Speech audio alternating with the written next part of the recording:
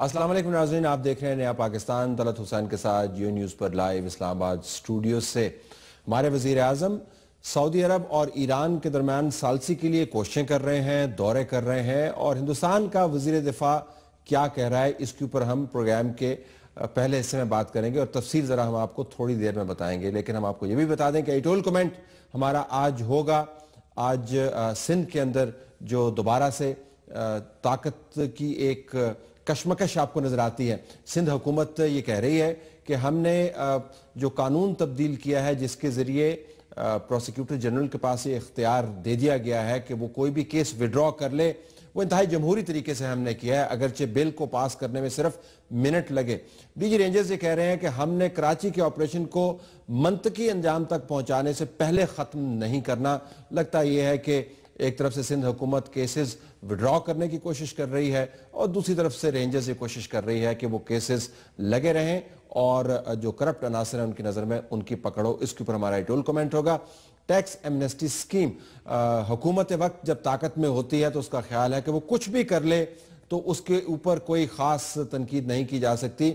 Tax Amnesty scheme کے اوپر بہت تنقید ہوئی، لیکن حکومت نے جو پارلیمان کے اندر اور کمیٹیوں کے اندر رویہ اپنایا، اس سے لگتا یہ ہے کہ اس کو خاص کوئی فکر نہیں ہے کہ اپوزیشن اس سکیم کے اوپر کیا بات کر رہی ہے۔ کیا واقعتاً حکومت نے اس سکیم کے ذریعے ثابت کرنے کی کوشش کی ہے کہ اس میں جو من میں آئے گا وہ وہی کرے گی، یا اس کے پیچھے کوئی اور محرکات ہیں؟ اس کے اوپر ہمارا دوسرا سیگمنٹ ہوگا۔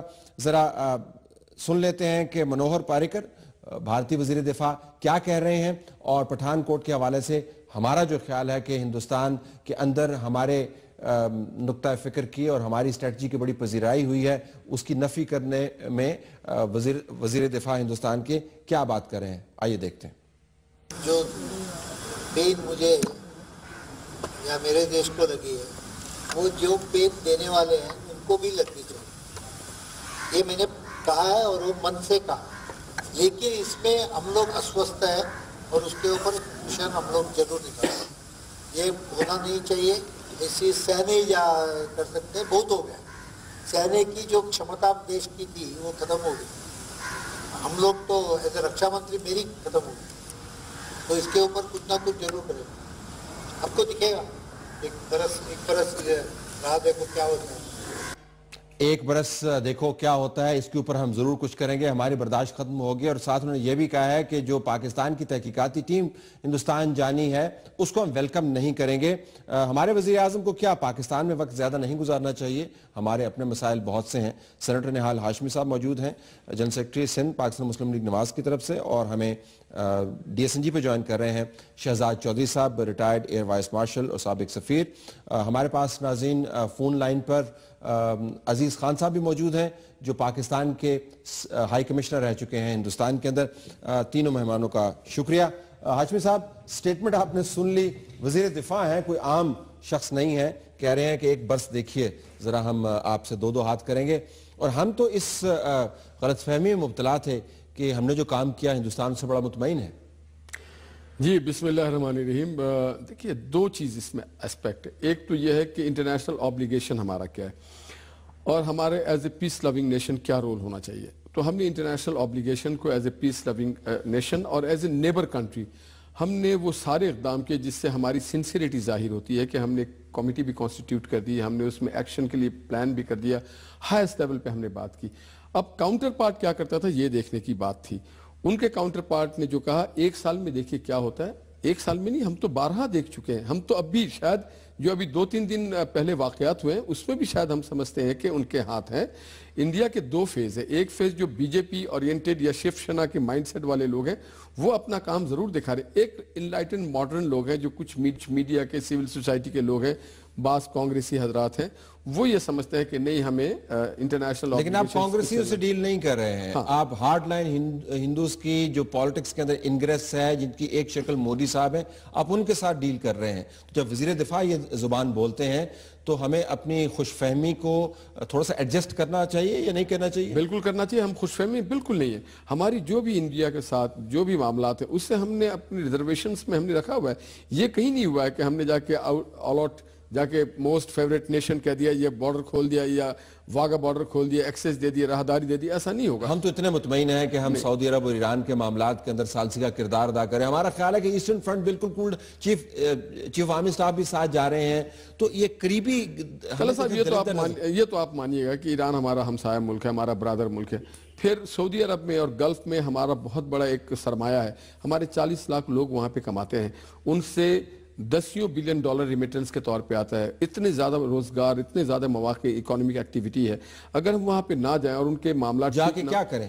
دیکھیں ہم نے جو ہم پیس کیپنگ، ہم فائر بریگیڈ، دیکھیں ہم فائر بریگیڈ کا کام کر رہے ہیں. ہم نے جا کے OIC کو بھی جگانا، اور جو ہمارے ریجنل فورسز ہیں ان کو ہم نے بتانا ہے کہ ہم ایک جوہری طاقت ہیں، ہم سمجھدار ملک ہیں، اور انٹرنیشنلی بھی ایک ہمارا اوبلیگیشن ہے کہ جی ہم. آپ کی اصطلاح مجھے بڑی اس میں دلچسپی ہے، اور یہ میں اصطلاح لے کے ذرا شہزاد چودھری صاحب کے پاس چلتا ہوں. فائر بریگیڈ کا ہم نے کام کرنا ہے. شہزاد چودھری صاحب، پہلے تو ذرا وزیر دفاع ہندوستان کا یہ بیان، اس کے اوپر ریفلیکٹ کیجئے گا کہ آپ کو ایک طرف سے یہ سمجھ آ رہی تھی، ہندوستان کی طرف سے جو بیانات آ رہے تھے کہ شاید جو ہم نے یہاں پر کیا اس سے وہ مطمئن ہے، اور ایک قسم کا انٹرفیس جو ہے یا بات چیت اور رابطہ جو ہے وہ صحیح بن گیا ہے. لیکن اب یہ بیان سامنے آیا ہے، اور اگر کوئی عام شخص ہوتا تو ہم اگنور کر دیتے. یہ تضاد آپ کس طرح دیکھتے ہیں اس تضاد کو؟ ایک تو طلعت ہمیں یہ پہچان رکھنی چاہیے کہ منوہر پاریکر جو ہیں یہ مودی جی کا ڈارک فیس ہے بدقسمتی سے. اور چونکہ یہ منسٹر آف اسٹیٹ ہیں تو یہ کسی قسم کی جو ذمہ داری ہے جو اسٹیٹسمین کی طرف کسی کو لے کے جاتی ہے اس سے ذرا مبرہ ہیں. یہ سمجھتے ہیں کہ ان کے پاس فلیکسیبلٹی اور فریڈم ہے بیڈ کاپ پلے کرنے کا، اور اس پولیٹیکل سپیس کو بنانے کا جو کہ یہ سمجھتے ہیں کہ ہم اگر ایک اچھا رخ دکھاتے ہیں تو ایک برا رخ بھی ساتھ دکھا دیں تاکہ بھارت کی پولیٹیکل سپیس ویزاوی پاکستان بڑھتی رہے اور وہ اسٹیبلش ہو اور وہ پریشر مینٹین رہے، جو کہ وہ سمجھتے ہیں کہ انہوں نے پاکستان پہ ڈالا ہوا ہے، جس کی وجہ سے پاکستان اس طرح رسپونڈ کر رہا ہے. میرا خیال ہے پاکستان اور بھارت کے جس قسم کے تعلقات ماضی میں رہے ہیں ہم سب جانتے ہیں، وہاں سے کسی قسم کی بھی جو بہتری ہوگی اس کے جو انیشل سٹیپس ہوں گے وہ ہمیشہ ٹینوس ہی ہوں گے. بلکہ جب بھی کوشش کی گئی تو بڑے ہمارے نازک قسم کے یہ موڑ ہوتے ہیں جہاں پر ہم کسی قسم کا پرتاوا کرنے کی کوشش کرتے ہیں اس قسم کا جس طریقے سے کہ ہم آج تک اپنے تعلقات میں رہے ہیں. تو میرا خیال ہے early days Manohar Parrikar type اور بھی بہت سارے لوگ ہوں گے، لیکن ساتھ ہی ساتھ آپ کو پھر سشما سوراج کی سٹیٹمنٹ آتی ہے، مودی کا اپنا ایک چہرہ ایک اور رنگ میں لاہور کے وزٹ میں نظر آتا ہے، ان کا وکاس سواروپ جو ان کا فورن منسٹری کا سپوکس پرسن ہے جو کہ بہت زیادہ ہاکش ہو جاتا ہے جب اس کو ضرورت ہوتی ہے. وہ اپنی پرانی پچھلی جو اس کی پریس بریفنگ تھی اس میں ایک نئے روپ اور نئے رویے آپ کا بیانیہ یہ ہے کہ پاریکر صاحب جو ہیں بنیادی طور پر ایک آئسولیٹڈ آواز کو ریپرزینٹ کرتے ہیں، مائنڈ سیٹ کو ریپرزینٹ کرتے ہیں، اس کے پیچھے کوئی خاص پالیسی پلاننگ نہیں ہے، کوئی تحریک نہیں ہے، اور بس خام خواہ کی سٹیٹمنٹس دے رہے ہیں. نہیں، بالکل نہیں. میں سمجھتا ہوں کہ پراپر اسٹریٹجی کے ساتھ بات کرتے ہیں، اور یہ جیسا میں نے کہا مودی کا ڈارک فیس ہے، RSS کا ڈارک فیس ہے جو کہ اس کو ریپرزینٹ کرتے ہیں، اور ان کا منشا یہ ہے کہ پاکستان پہ پریشر بہت زیادہ ڈالا جائے. ایک چیز کو ہمیں یاد رکھنا چاہیے کہ پاکستان اور بھارت جب اس طریقے سے گفتگو کے اندر جا رہے ہیں تو بے شک ان کی اپنی بھی ضروریات ہیں یہ کرنے کی، ان کے اپنے گولز ہیں دونوں سائڈز کے کہ کچھ نہ کچھ رپروشما کیا جائے، لیکن جو باہر کی طاقتیں ہیں ان کا اثر رسوخ بہت زیادہ ہے اس وقت، اور خاص طور پہ شام کے معاملے میں، افغانستان کے معاملے میں، اور داعش کا جو ایک تھریٹ ہے اس خطے کے اندر، جہاں پر کہ پاکستان اور افغانستان کا ذکر کیا پریزیڈنٹ اوباما نے اپنی state of the union address کے اندر.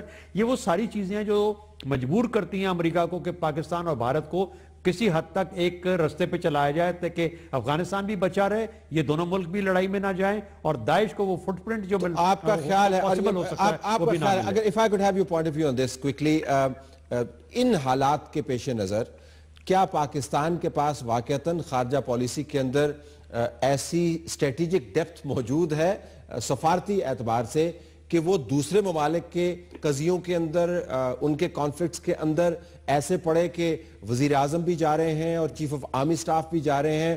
میں یہ نہیں کہتا ہوں کہ ایک ریاست کے بڑے نمائندگان جو ہیں ایک وقت میں 3 کام نہیں کر سکتے، لیکن اگر ترجیحات کا تعین کرنا ہو تو کس فرنٹ کے اوپر ہمیں زیادہ فوکس کرنا چاہیے اس وقت؟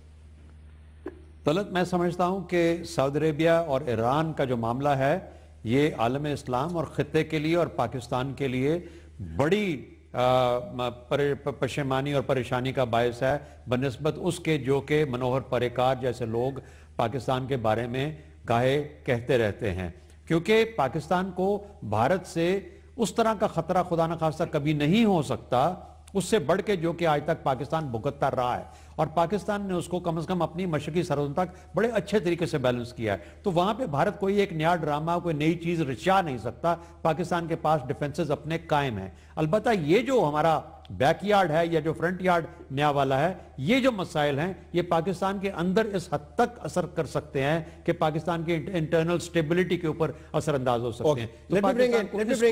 مجھے عزیز احمد خان صاحب کو لانے دیجیے اس بحث میں۔ عزیز صاحب السلام علیکم۔ بہت شکریہ آپ نے ہمیں جوائن کیا۔ ذرا میں آپ کی ریفلیکشن لینا چاہوں گا۔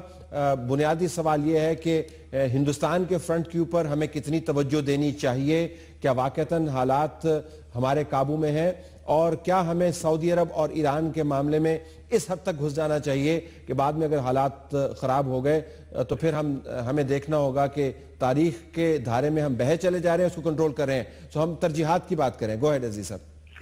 سب سے پہلے تو جہاں تک ہندوستان کا تعلق ہے، پاکستان نے بڑا میجرڈ اور بڑا صحیح رسپانس لیا ہے، ان کو پوری یقین دہانی کرائی ہے، اور یہ اٹ از ناٹ انڈیا کو کوئی فیور ہم نہیں کر رہے، بلکہ یہ ہماری انٹرنیشنل آبلیگیشن بھی ہے، اور ہم ٹیررزم کی ایک ہماری پالیسی ہے کہ، اور یہ پالیسی اکراس دا بورڈ ہے کہ ہم ٹیررزم کو ہم پاکستان کی ٹیریٹری جو ہے کسی کے خلاف بھی ٹیررزم کے لیے نہیں استعمال ہونے دیں گے، اور اپنے ملک سے بھی ٹیررزم کو جڑ سے اکھاڑ کے پھینک دیں گے۔ تو اس میں جہاں بھی ہم جو کوآپریشن ہم نے انڈیا کو ایکسٹینڈ کیا ہے، وہ میرا ذاتی خیال تو یہ ہے کہ انڈیا نے اپریشیٹ کیا ہے، وہ it has gone down well. لیکن اس کے ساتھ ساتھ پاریکر صاحب کا جو آپ کے بیان پہ کہہ رہے ہیں، تو میں شہزاد صاحب نے جو کہا وہ بالکل صحیح ہے۔ وہ پاریکر صاحب اس قسم کے بے تکے بیانات دینے میں کافی دسترس رکھتے ہیں اور اکثر دیتے رہتے ہیں، اور میرا خیال ہے مقصد کا صرف یہ ہے کہ آر ایس ایس کی سپورٹ سے یہ حکومت آئی ہے، اور وہ جو ہارڈ لائن لابی ہے اس کو بھی انہوں نے خوش رکھنا ہے، جو غالباً پچھلے دنوں مودی صاحب کا یہاں وزٹ ہوا اور اس کے بعد اس پاکستان کے اس جیسچر کو اپریشیٹ کیا گیا، اس سے شاید کچھ لوگ خوش نہ ہوئے ہوں۔ تو ان کو بیلنس کرنے کے لیے میں ان کے بیان سے کوئی زیادہ فکر مند نہیں ہوں گا، اور یہ معاملہ جو ہے in any case national security advisers کے لیول پہ ڈیل کیا جائے گا، اور اب پاکستان کی ٹیم وہاں جا رہی ہے، کس قسم کا اگر وہ ہمیں ایکسیسز نہیں دیتے تو اس کے بعد وہ ہمیں یہ بھی نہیں شکایت کر سکتے کہ پاکستان نے خاطر خواہ۔ یہ ایک بڑا ری ایشورنگ اسیسمنٹ آ رہا ہے۔ ابھی نہال صاحب آپ نے ذکر کیا تھا کہ شاید ہمیں یہ بھی دیکھنا ہوگا کہ جو موجودہ واقعات پاکستان کے اندر ہوئے، کوئٹہ کے اندر دھماکہ، مدان کے اندر دھماکہ، یہاں پر میڈیا ہاؤسز کے اوپر اٹیک، وہ سب چیزیں ہمیں ہندوستان کے ساتھ ٹیک اپ کرنی چاہیے، اور یہ نیشنل سیکورٹی لیول کا جو ایک نیشنل سیکورٹی ایڈوائزرز کا جو ایک کانٹیکٹ ہے، دس از دا رائٹ فورم، جس میں کہ ہمارے جتنے بھی یہ تمام ایشوز ٹیک اپ، عزیز صاحب یہ تمام ایشوز ٹیک اپ کرنے چاہیے۔ میں ذرا نہال صاحب سے یہی سوال پوچھ رہا تھا کہ کیا ہم نے اس وقت جو پالیسی پیرایا بنایا ہوا ہے اس کے اندر یہ گنجائش موجود ہے کہ ہم ہندوستان کے سامنے بیٹھ کے بات کریں، کیونکہ ہمیں لگتا ہے کہ شاید پٹھان کوٹ کے وزن کے نیچے ہم اتنے دب گئے ہیں کہ بہت سارے معاملات ہم ٹیک اپ نہیں کرتے۔ میڈیا کے اندر بھی اس قسم کے بیانات کی کوئی زیادہ آپ کو اس کے اوپر ڈیبیٹ نظر نہیں آتی، کہتے ہیں اس کو بس ذرا سائڈ پہ رکھیں کہ حالات مزید خراب نہ ہو جائیں۔ نہیں، بالکل ایسا نہیں ہے۔ دیکھیں این ایس اے جو ہے وہ اپنے ایک نیا ہم نے ایونیو کھولا ہے، اور این ایس اے ان ساری چیزوں کو ٹریک 2 کے طور پہ بہت زیادہ ہینڈل کر رہے ہیں۔ جو پی آئی اے کا بھی معاملہ ہوا تھا اس میں بھی ایسا کچھ نہیں ہوا، وہاں پہ ہم نے کلیئرلی بلایا اور بلا کر کے ان کے ہوم آفس کو بتایا گیا، یہاں پہ ان کو بتایا گیا کہ جناب یہ چیز ہم برداشت نہیں کر سکتے۔ تو جہاں پہ ہماری اوبلیگیشن انٹرنیشنل وہ تو ہم کر رہے ہیں، مگر ہم اپنے دفاع سے، اپنے ملک کی سلامتی سے، انٹرنل سیکیورٹی سے بالکل غافل نہیں ہیں۔ وہ اس کے لیے ہمارے پاس دیکھیں این ایس اے کے جو ہیں وہ بڑے تجربہ کار ہیں، اور پہلی بار وہ بڑا رزلٹ اورینٹڈ کام بھی کر رہے ہیں۔ دوسری طرف آپ دیکھیں جو وزارت داخلہ ہے ہماری، وہ بھی کوئی سوئی نہیں ہے، بڑی غافل نہیں ہے، چوکس ہے۔ جو آپ نے بات کی کہ وزیر اعظم کیوں جا رہے ہیں سعودی عربیہ، اس لیے جا رہے ہیں کہ ہماری یہ دونوں جو سیکٹر ہے اس سے ہم کافی اچھا کام ہمارے یہاں ہو رہا ہے۔ اب ایسا کریں گے کیا وہاں پہ ہندوستان کے ساتھ انگیجمنٹ آپ کیا کر سکتے ہیں؟ یعنی اگر ریئلسٹکلی بات کریں، آپ نے 40 لاکھ پاکستانیوں کا ذکر کیا، اس لیے کر سکتے ہیں، کیا کر سکتے ہیں؟ ایک تو ہمارے ان کے ساتھ دونوں کے ساتھ بڑے گہرے مراسم ہیں، دوسری بات ٹرکی بھی اسی پوائنٹ کو ریز کر رہا ہے جس پوائنٹ کو پاکستان، ٹرکی، انڈونیشیا کے علاوہ کوئی ایسے ممالک نہیں ہے جن کی یہ سے ہے اسلامک ورلڈ میں اور جو اس طرح کی بات. پھر محمد نواز شریف صاحب کا ایک ٹریک ریکارڈ بہت اچھا ہے کہ وہ عرب ملکوں میں اور اسلامی امہ میں بڑے مقبول لیڈر ہیں، اور جب انہوں نے ایٹمی دھماکہ کیا تو اس کے بعد سے تو اور امہ میں زیادہ مقبول ہو گئے. اور پاکستان کی اپنی بھی ایک وہاں پہ پاکستان کریں گے کیا ہم ان کو یہ بتائیں گے کیا ایسا بتائیں گے ان کو ہم خطے میں امن کو زیادہ لے کے مان لیں گے؟ بالکل مانیں گے. اس کی وجہ ہے کہ کئی ایسے مواقع ہیں جہاں پہ یہ دونوں ہمارے آگے مجبور ہوتے ہیں. مثلاً کون سے؟ دیکھیں سعودی عرب کہاں پر مجبور ہے؟ ایران ہمارے سامنے کہاں پر مجبور ہے؟ ایک ہماری مورال جو ان کے ساتھ ایک کانٹیکٹ بہت اچھا ہے. ہم نے کبھی بھی ان کے ویسٹڈ انٹرسٹ کو ہیمر نہیں کیا. ہم نے کبھی بھی ایران کے ویسٹڈ انٹرسٹ کو ہیمر نہیں کیا. تو ان کو بھی ایک چاہیے ایسا ایک سالسی، ایسا ایک ویسٹ سے لوگ آ کے یہاں پہ کام کر رہے ہیں. آپ یو این کو تو خوش آمدید کہتے ہیں، آپ یو ایس کو بھی خوش آمدید کہتے ہیں، آپ نیٹو کو بھی خوش آمدید کہتے ہیں، یورپین یونین کو بھی اگر خوش آمدید کہتے ہیں، تو کیوں نہیں جو ریجن کا ایک سپر پاور ہے وہ کیوں نہ جائے؟ ریجن کا سپر پاور، اس لیے ہم جوہری ملک ہیں. ہم 20 کروڑ لوگوں کی ہماری آبادی، اور پاکستانی ایک بڑی تعداد میں سعودی عرب میں گزشتہ 40-50 سال سے کام کریں. اسی طرح سے ایران کے ساتھ بھی ہمارا RCD آج کا نہیں تعلق، RCD سے لے کے اب جو لیکن RCD سے لے کے اب تک معذرت کے ساتھ قطع کلامی ہوتی ہے، RCD سے لے کے اب تک ایران کے ساتھ ہمارے we have major differences and major problems as well. لیکن فی الحال پرابلمز کی بات نہیں کریں، آپ تو کہہ رہے ہیں کہ ہم پیس میکر اچھے ہیں. شہزاد چودھری صاحب ذرا اس کو فاسٹ ٹریک کرتے ہوئے ہم کتنے اچھے پیس میکر بن سکتے ہیں؟ کتنا پروڈکٹیو یہ وزٹ ہو سکتا ہے، اور یہ کس کو دکھانے کے لیے ہم وزٹ کر رہے ہیں؟ کیا ہم یہ بتا رہے ہیں کہ دونوں ممالک کے ساتھ ہم نے ایک متوازی اور متوازن رویہ اختیار کیا ہوا ہے؟ آڈینس ہمارا کیا ہے؟ جی شہزاد صاحب. جی طلعت، ایک تو یہ کہ پاکستان اس وزٹ کے ساتھ اپنی ان ایڈیکویسیز کو ایڈریس کر رہا ہے، یہ اپنی ولنریبلٹیز کو ایڈریس کر رہا ہے. جیسا میں نے پہلے کہا کہ پاکستان کے اندر اس کے اثرات بہت گہرے ہو سکتے ہیں جو پاکستان کی سٹیبلٹی کو ہلا کے رکھ سکتے ہیں. پہلی بات تو یہ ہے. دوسرا، پاکستان نے ایران کے ساتھ تعلقات میں کبھی اس طرح سے انویسٹ نہیں کیا جس طریقے سے کہ سعودی عربیہ یا باقی گلف کنٹریز کے ساتھ کر چکا ہے، اور یہ اس پہ بہت زیادہ ایک ڈیفیشنسی ہے. اس ڈیفیشنسی کو ایڈریس کرنے کا ایک بہترین موقع ہے. نمبر 3، ایران بالکل جنگ نہیں چاہے گا کیونکہ ایران کا فوکس اس وقت اپنے ملک سے دور دور ہے. اگر کسی قسم کی کشیدگی بڑھتی ہے سعودی عربیہ اور ایران میں تو ایران وہاں سے باہر سے جہاں پہ وہ ایگزسٹ کرتا ہے، عراق ہے، سیریا ہے، بڑے حد تک حزب اللہ ہے، وہاں سے اس کو وہاں پہ واپس آنا پڑتا ہے ایران میں اپنے دفاع کرنے کے لیے، جو کہ سعودی عربیہ چاہتا ہے. اور ایران کو واپس اس کے جو ایکسپینڈڈ سپیس ہے اس کی کم کر کے واپس اپنے ملک میں بند کرنا چاہتا ہے اس کشیدگی کے ساتھ. لیکن ساتھ ہی ساتھ پاکستان کس طریقے سے سعودی عربیہ کو منع کر سکتا ہے اس رستے سے؟ نمبر 1، عالم اسلام اس وقت آلریڈی 3-4 بڑے بڑے دھچکوں کے اندر پھنسا ہوا ہے. اس میں اندر داعش کا سب سے بڑا دھچکا ہے. اس کے اندر دنیا کی طاقتوں کا انٹرسٹ ہے کہ داعش کو ختم کرنے کے لیے یا نیوٹرلائز کرنے کے لیے یا لڑنے کے لیے اگر یہ دو ملک آپس میں لڑ پڑے تو سب کا دھیان ادھر ہو جائے گا، داعش بالکل فری ہو جائے گا، فارغ ہو جائے گا، اور وہ جیت جائے گا یا وہ اپنی پوزیشن کو مستحکم. سعودی عرب کو کیا یہ بتانے کی ضرورت ہے ان کو نواز شریف صاحب اور جنرل راحیل شریف چاہیے بتانے کے لیے؟ ان کو یہ کیا علم نہیں ہے؟ نہیں، اس کا طریقہ کیا ہے؟ یہ جب یہ دونوں اس لیول پہ جائیں گے، خیال یہ کیا جاتا ہے کہ شاید پاکستان کی سیاسی قوت جو آج نواز شریف صاحب کی شکل میں ہے اس کے ریلیشن شپ اتنے سٹرونگ ہیں کہ اپنے تئیں وہ کبھی نہ نہیں کر سکتے، اور ساتھ ہی ساتھ پاکستانی افواج کے تعلقات بھی اتنے مضبوط ہیں ان کے ساتھ کہ یہ بھی اپنے تئیں کہ خود نہ یا ہاں نہ نہیں کر سکتے. اچھا، اب اگر یہ دو جا کے یہ واضح کرتے ہیں مل کے کہ ہم اس حالت میں نہیں ہیں کہ آپ کی کوئی ایکٹیو سپورٹ کر سکیں، تو وہ جو شے مل رہی ہے 34 نیشن کے الائنس کے اندر خاص طور پر وہ دیکھتے تو پاکستان کی طرف ہیں کہ پاکستان آئے گا، افواج بھیجے گا، لڑیں گی، تو ان کو یہ پتہ لگتا ہے کہ جہاں سے امید تھی، جس پہ تکیہ تھا، وہی پتے آہستہ آہستہ اب کہہ رہے ہیں کہ تھوڑا سکون کر لیجئے، آرام کر لیجئے، اور یہ موقع نہیں ہے اس قسم کی چیز کا. ایک جیو پولیٹیکل انوائرمنٹ یہ نہیں کہتی، ریجنل انوائرمنٹ ان کو یہ سمجھاتی ہے، اور ساتھ ہی ساتھ سعودی عربیہ کی اپنی جو سٹیبلٹی ہے اس کا اور سپیس جو اس کو چاہیے اس کی عزیز صاحب سے پوچھتے ہیں. عزیز صاحب آپ کے نقطے عزیز صاحب at this point، عزیز صاحب ذرا اس کے اوپر آئے گا کہ ہمیں ظاہر دورے کرنے میں کوئی حرج نہیں ہے، ویسے بھی دورے ہم کرتے رہتے ہیں، ہمارے نمائندگان اور وزراء اور وزیر اعظم اور چیف آرمی سٹاف بھی کرتے رہتے ہیں. اس دورے کو بھی ظاہر ہے کہ کوئی نہ کوئی اہمیت ہوگی، لیکن جو اس کا سمبولزم ہے وہ کیا ہے؟ بہت مثبت سمبولزم ہوگا، یا آپ کے خیال میں ہم نہ چاہتے ہوئے انچ اس نہج پر پہنچ جائیں گے کہ لگے گا کہ جس طرح ہم نے ایک سائیڈ کی طرف ہمارا ٹلٹ زیادہ ہے؟ جی ابھی دیکھیں دونوں ممالک جا رہے ہیں وہ تو اس میں ایک سائڈ کی دل کی تو بات ہی نہیں آئے گی. آخر یہ دورہ جو کیا جا رہا ہے تو جب دورہ ہوتا ہے تو دونوں سائڈ ایک دورے کو قبول کرتے ہیں تب دورہ ہوتا ہے. تو اس کا مطلب یہ ہے کہ سعودی عربیہ نے بھی انٹرسٹ شو کیا ہے اس دورے میں اور ایران نے بھی انٹرسٹ شو کیا ہے. اگر ان کا انٹرسٹ نہ ہوتا تو وہ کوئی نہ کوئی ڈپلومیٹک بہانہ کر کے اس دورے کو نہ ہونے دیتے. دورے کی اہمیت اس طرح ہے کہ دو ہمارے قریبی ممالک سعودی عربیہ کے ساتھ جس طرح کے ہمارے تعلقات ہیں آپ کو پتہ ہی ہے, سینٹیمنٹل بھی ہیں, ریلیجس بھی ہیں اور پرانے ہیں اور ہمارا بینیفیکٹر بھی رہا ہے بہت سی چیزوں میں. ایران کے ساتھ ہمارے صدیوں کے تعلقات ہیں اس ریجن کے تو اور چاہے اس میں کبھی کبھی تھوڑے سے ٹیسٹینس آ جاتی ہے لیکن اچھے تعلقات ہمارا نیبر بھی ہے.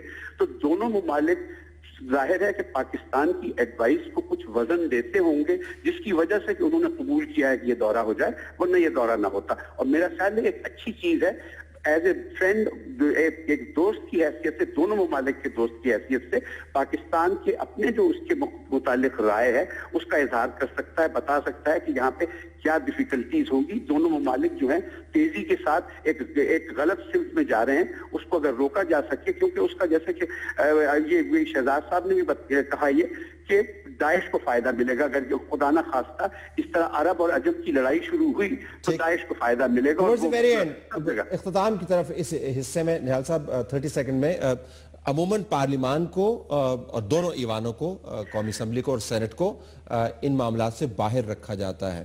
ابھی جو بریفنگ ہوئی بھی جن معاملات کے اوپر تو اس نے کچھ ایوان کو اکٹھا نہیں کیا اور بہت اس کے اوپر چیخو پکار ہوئی کہ ہم سے جھوٹ بھی بولا جا رہا ہے.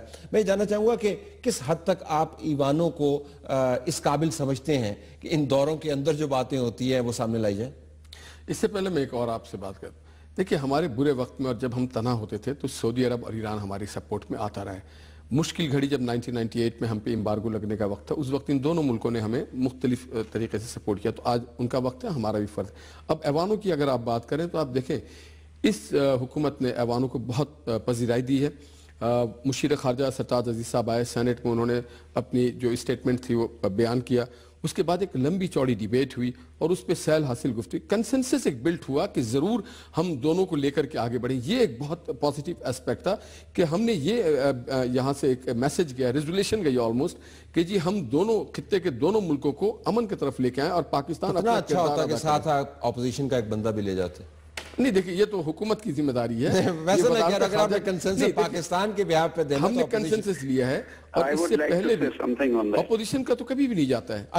نہیں یہ ایکسیپشنل سرکمسٹانسز ضرور ہے. آپ اسی لیے دیکھیں کہ آرمی چیف کو لے کے جا رہے ہیں تاکہ ان کو بتایا جا سکے عسکری معاملات کیا ہیں اس خطے میں اور داعش کے حوالے سے کیا ہے. Unfortunately عزیز صاحب I don't have time on this. نہال صاحب آپ کا, شہزاد صاحب آپ کا اور عزیز صاحب آپ کا شکریہ. دیکھتے ہیں کہ دورے کے بعد کے بیانات کس قسم کے آتے ہیں ہماری اپنی حکومت کی طرف سے اور ان دونوں ممالک کے نمائندگان کی طرف سے کتنا مؤثر یہ دورہ رہا. بیانات کی بات ہے تو اگلا جو ہمارا حصہ ہے وہ ٹیکس ایمنسٹی اسکیم کے بارے میں ہے. حکومت مصر ہے کہ اس سے بہتر اسکیم ہم نے آج تک دی ہی نہیں ہے اور اپوزیشن اس سے بالکل بھی اتفاق نہیں کرتی. یہ اختلاف رائے کہاں پر جا پہنچے گا اگلے سے میں بات کریں گے.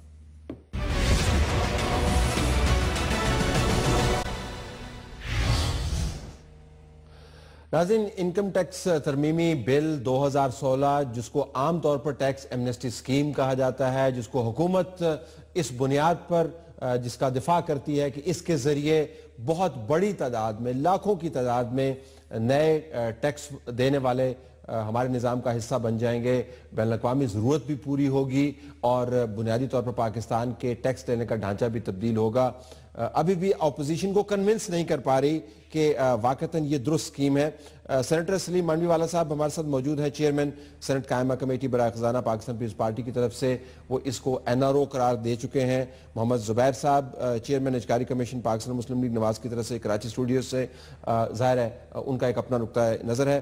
تو مانوی والا صاحب اگر میں آپ سے پوچھ پاؤں, تمام تر آپ کی مزاحمت کے یہ اسکیم جو ہے وہ تو دوڑ رہی ہے جس کو ہم حکومت کہتی ہے اپنے منطقی نتیجے کی طرف کہ یہ تو بس ہمارا حصہ بن گیا, اب 3 سال اس اسکیم کے تحت ہی ہم نے گزارنا ہے. جی طلعت صاحب دیکھیں دوڑے گی تو یہ صحیح, آپ کا بجٹ پاس ہو گیا اپوزیشن کے بغیر تو یہ اسکیم کس کھاتے میں آتی ہے, یہ بھی پاس ہو جائے گی.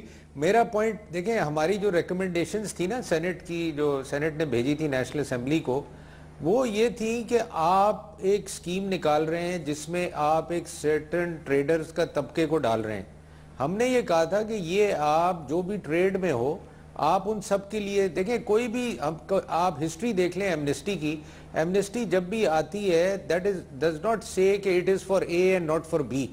تو ایک تو ایمنسٹی آتی ہے for a certain date and certain time. اس ایمنسٹی میں سب سے بڑا پرابلم یہ ہے کہ یہ 3 سال تک چلتی ہے, اور 3 سال میں ایڈمنسٹریٹیولی جب بھی وہ لانا چاہیں لوگوں کو ان دس اسکیم, ایڈمنسٹریٹیولی وہ ڈیٹ ایکسٹینڈ کر سکتے ہیں اور ان کو لا سکتے ہیں. تو یہ this is not a way of bringing in an amnesty. آپ کا خیال ہے کہ آپ کا جو نقطہ نظر ہے کیا حکومت اس پر کان دھر رہی ہے آپ کے خیال میں؟ حکومت نے تب, کیونکہ اس کے اوپر بہت آواز اٹھی ہے, کیمپینز چلائی ہیں, کمیٹیز کے اندر بحث ہوئی ہے, سینٹ ایوان, آپ کے خیال میں حکومت نے کچھ تبدیل کیا اپنا نقطہ نظر یا نہیں؟ نہیں جی, حکومت نے بالکل کوئی تبدیل نہیں کیا, اور حکومت فیل کرتی ہے کہ جو ہم لا رہے ہیں وہ ہم نے ٹریڈر سے نیگوشیٹ کر کے یہ اسکیم ہم لائے ہیں. اور آپ کو میں مزے کی بات بتاؤں, ایک جوائنٹ میٹنگ ہوئی تھی MQM, PMLN, People's Party, PTI, we all had this meeting last week in the parliament together with the traders. اور وہاں جتنے ٹریڈرز آئے ہوئے تھے سوائے جو PMLN کے کیمپ کے ٹریڈرز تھے وہ اس کو کرٹیسائز کر رہے تھے. تو میں نے اس وقت پرویز صاحب سے یہ پوچھا کہ اگر آپ نے یہ ٹریڈرز سے فائنل کر لی ہے تو پھر یہ ٹریڈرز یہاں کرٹیسائز کیوں کر رہے ہیں؟ لیٹ می آسک زبیر صاحب دین, لیٹ می آسک زبیر صاحب سے اس بات پہ.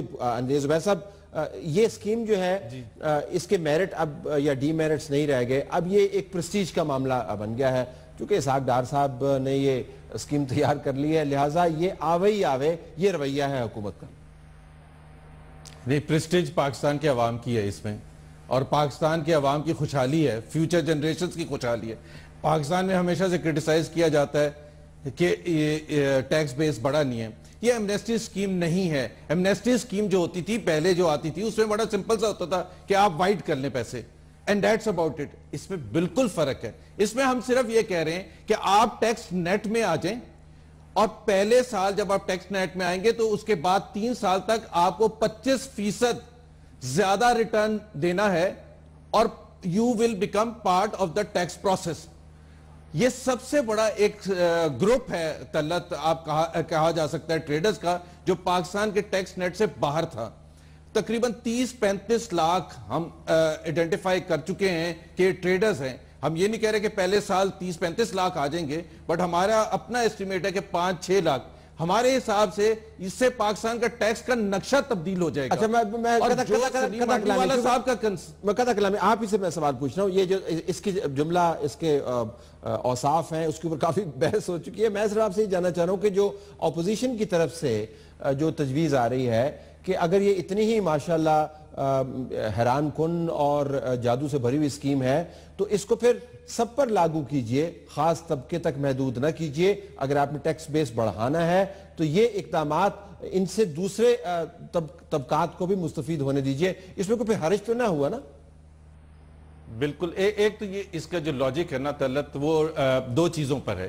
ایک تو یہ ہے کہ آپ کو پتہ ہے کہ جب بجٹ میں 0.6% ایک ٹیکس لگایا تھا ان لوگوں کے لیے جو ٹیکس نیٹ سے باہر تھے, تو اس کے بعد trader community was the only community جو ہمارے پاس آئی تھی اور جنہوں نے پروٹیسٹ کرنے شروع کیے تھے.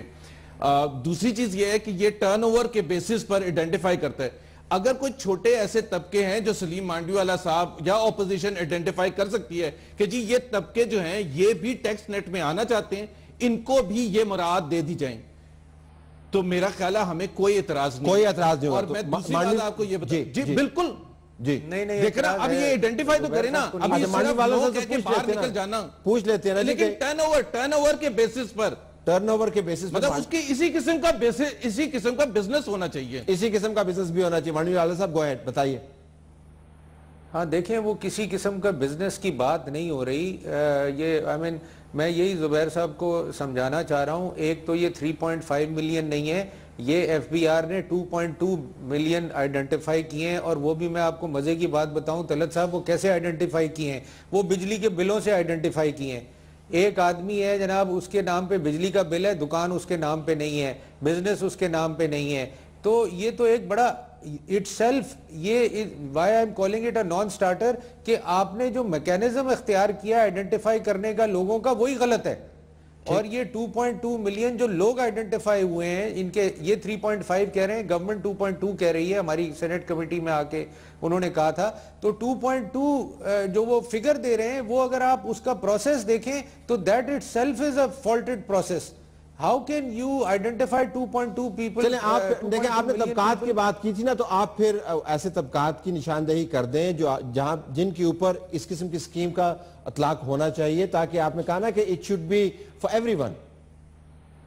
دیکھیں everyone in trade, دیکھیں اگر یہ ٹریڈ کے لیے آپ نکال رہے ہیں یہ اسکیم, تو everyone in trade, آپ انہوں نے ریسٹرکٹ کر دیا ہے ٹریڈرز کو جو کہ لمیٹڈ ٹریڈرز ہیں, اور ان کو آئیڈینٹیفائی کیا ہے تھرو الیکٹرک بلز. تو ہم نے تو جو ریکمنڈیشن دی ہے اس میں یہی ریکمنڈیشن دی ہے کہ آپ جس طبقے کے لوگ 5 کروڑ تک اس ٹرن اوور کے اندر آنا چاہتے ہیں, آپ ان کو آنے دیں.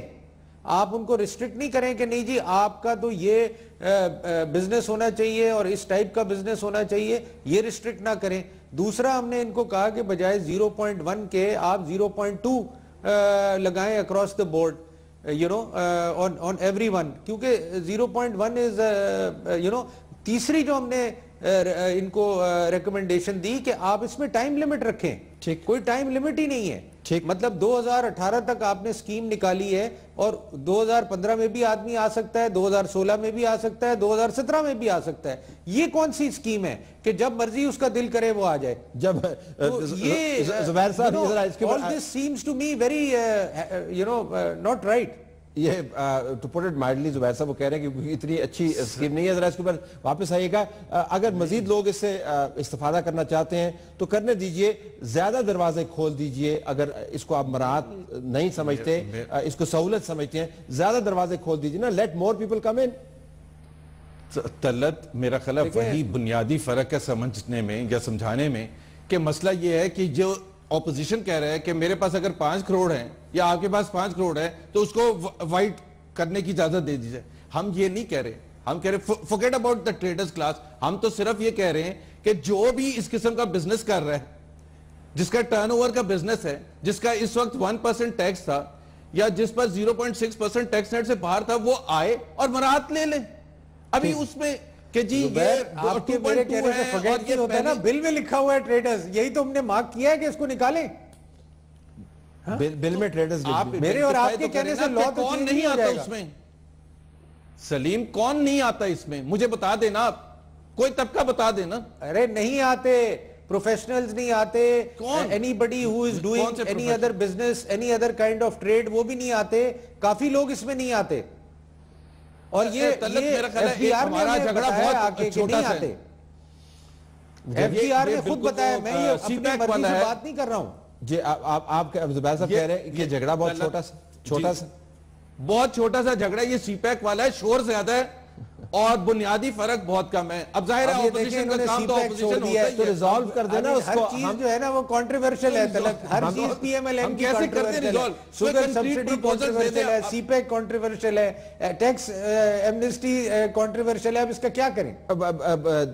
اس کے اوپر ہم یہی کہہ سکتے ہیں کہ جو کنٹروورسی ہے that is the spice of political life, مطلب اس کے بغیر ذرا مزہ نہیں رہتا, بات چلتی نہیں ہے شاید اس وجہ سے بھی. لیکن زبیر صاحب, سیریس نوٹ, واقعتاً آپ کہہ رہے ہیں کہ ہر کسی کے لیے نہیں ہونی چاہیے, لیکن اگر اس اسکیم کے ذریعے آپ ٹیکس نیٹ کے اندر اضافہ کر رہے ہیں تو پھر آپ اس کو خاص طبقے تک محدود نہ کیجئے. اس میں مت پڑیے بحث کے اندر کہ کس کا پیسہ سفید ہو رہا ہے نہیں ہو رہا. اگر آپ جو مراعات آفر کر رہے ہیں اس کے ذریعے ٹیکس نیٹ میں اضافہ ہوتا ہے, زیادہ لوگ رجسٹرڈ ہوتے ہیں. اور یہ سفید کرنے کا ہے ہی نہیں اسکیم, سفید کرنے کی تو اسکیم ہے ہی نہیں. یہ تو صرف یہ ہے کہ آج آپ آ جائیں اس پروسیس میں, ایک ٹیکس دیں, اگلے سال 25% آپ کو زیادہ ٹیکس دینا پڑے گا, اس سے اگلے سال اور 25% زیادہ دینا پڑے گا. اس طرح ہی سفید ہوتا ہے نا, اور کس طرح سفید ہوتا ہے؟ ڈیٹرجنٹ کے ذریعے تو نہیں سفید ہوتا نا جی, اس طرح ہی سفید ہوتا ہے نا. تو آج میں اور آپ ریگولر ٹیکس ریجیم میں آ جائیں کہ سارے ٹیکس نیٹ سے باہر ہیں, تو اس کو جب اندر لے کے آئیں گے تو اس کو کچھ تو انسینٹ کرنا پڑے گا نا. کہ بزنس کریں, تو وہی یہ نہیں کہ آپ صرف سفید کر لیں اور بیٹھ جائیں. بزنس کریں, اچھا بزنس کریں, زیادہ بزنس کریں, بزنس کریں تو اس کے ذریعے پیسہ سفید کر لیں, لیکن ویسے نہ پیسہ زیادہ کریں, ٹھیک, اور 3 ٹائم زیادہ کریں فرسٹ ایئر میں. اچھا ٹورڈز دی ویری اینڈ. تو مانوی والا صاحب, اگر میں آپ سے پوچھتا ہوں 30 سیکنڈز میں بتائیے گا, آپ کے خیال میں آنے والے دنوں میں جو دوسری تجاویز سامنے رکھی گئی ہیں, حکومت ان کو اس بل کے اندر انکارپوریٹ کرنے کے موڈ میں نظر آتی ہے نہیں؟ اگر نہیں کیا تو پھر کیا کریں گے آپ لوگ؟ دیکھیں, مجھے تو نہیں نظر آتا کہ یہ کوئی اس میں ترمیم کریں گے, یہ ایز اٹ از پاس کریں گے. اور طلعت صاحب, یہی چیز 0.6 کے ساتھ ہوئی تھی. جب 0.6 بجٹ میں آیا تھا تو میں نے ان کو کہا تھا کہ یہ سکیم نہیں چلے گی. اس پہ فائنانس منسٹر نے مجھے کہا کہ نہیں, آپ ہمیں سپورٹ کریں. میں نے کہا جی ہم آپ کو سپورٹ کرتے ہیں, بٹ یہ سکیم آپ کی نہیں چلے گی. اور وہی ہوا, 1 مہینے نہیں چلی, وہ 0.3 پہ آرڈیننس لے آئے. میرے خیال میں اس بحث کا نتیجہ بنایا جا سکتا ہے اگر یہ تمام تجاویز اپنی ایگو کے مسئلے سے ہٹا کر سامنے رکھی جائیں, کیونکہ تمام لوگوں کا بھلا ہے اس کے اندر, اور ٹیکس کا نظام اگر بہتر ہوتا ہے تو ملک کا بھلا ہے, تو پھر ان تجاویز کو دیکھنے میں کوئی حرج نہیں ہے. دونوں مہمانوں کا مشکور ہوں. ناظرین, ہمارا ایڈیٹوریل کمنٹ ابھی باقی ہے, stay tuned for that.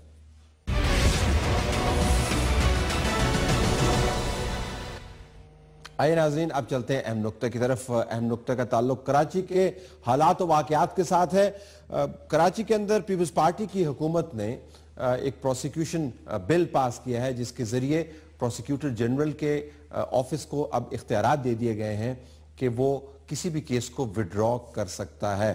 Officers کی تبدیلی کے ساتھ ساتھ یہ اختیارات بہت ہی اہمیت کے حامل ہیں, لیکن دلچسپ امر یہ ہے کہ حکومت کے پاس یہ کیسز وڈرا کرنے کا اختیار پہلے سے ہی موجود تھا. تو سوال بڑا یہ پیدا ہوتا ہے, تو پھر یہ تمام اختیارات پروسیکیوٹر جنرل کے آفس کو دینے کی کیا ضرورت تھی, اور سندھ اسمبلی کے اندر سے اگرچہ قانونی طور پر لیکن انتہائی جلدی کے اندر 3-4 منٹوں میں بل پاس کیوں کیا گیا؟ سادہ سا جواب بنتا ہے, اب جو کیسز وڈرا ہوں گے بشمول مثال کے طور پر ڈاکٹر عاصم کے کیس کے, تو اس کی ذمہ داری حکومت پروسیجرلی اور قانونی طور پر پروسیکیوٹر جنرل کے آفس کے اوپر ڈالے گی اور کہے گی کہ دیکھیں یہ تو ایک آزادانہ فیصلہ ہے, ہمارا اس سے تعلق واسطہ کوئی نہیں ہے. اس پر کتنے لوگ یقین کریں گے یا کتنے نہیں کریں گے, لیکن قانونی طور پر حکومت نے اپنے لیے سندھ کے اندر معاملات کو طے کرنے کے لیے اور اپنے لوگوں کو تحفظ دینے کے لیے شاید عملاً ایک ہلکی سی دیوار اپنے درمیان اور تنقید کے درمیان کھڑی کرنے کی کوشش کی ہے, لیکن ابھی سے ہی یہ بل بہت تنقید کا نشانہ بن گیا ہے. کراچی آپریشن کے اوپر اس کا کیا اثر پڑے گا؟ اگر آپ ڈی جی رینجز کے بیان کو اہمیت دیں, جو کہ ہمیں دینی چاہیے, he is the man in charge of the Karachi operation, وہ یہ کہتے ہیں کہ ہم نے یہ آپریشن منطقی انجام تک پہنچانا ہے, جس سے مراد یہ ہے کہ انہوں نے اظہار کر دیا اپنے اس مصمم ارادے کا کہ جو ہم کام کر رہے ہیں اس سے 1 انچ پیچھے نہیں ہٹیں گے. تو جس مسئلے کو طے کرنے کے لیے سندھ حکومت نے یہ بل پاس کیا, جلدی کے اندر ہمیں لگتا ہے کہ سندھ حکومت کے حوالے سے وہ مسئلہ جو کا توں موجود رہے گا. بہرحال کسی نہ کسی وقت کسی نہ کسی کو یہ وضاحت ضرور کرنی ہوگی کہ کراچی کا آپریشن اور منطقی انجام ہے کیا, یہ کیا منطق ہے کہ جس کا انجام ہونے کو نہیں آ رہا, اور یہ آپریشن کب تک چلتا رہے گا. وہ منطقی انجام, اس کی وضاحت ہمیں چاہیے. یہ موضوع ہے کسی اور پروگرام کے لیے. ایٹول کمنٹ کے اوپر ہم اپنا پروگرام ختم کرتے ہیں. ہماری طرف سے یہی کچھ اجازت چاہتے ہیں. اللہ حافظ.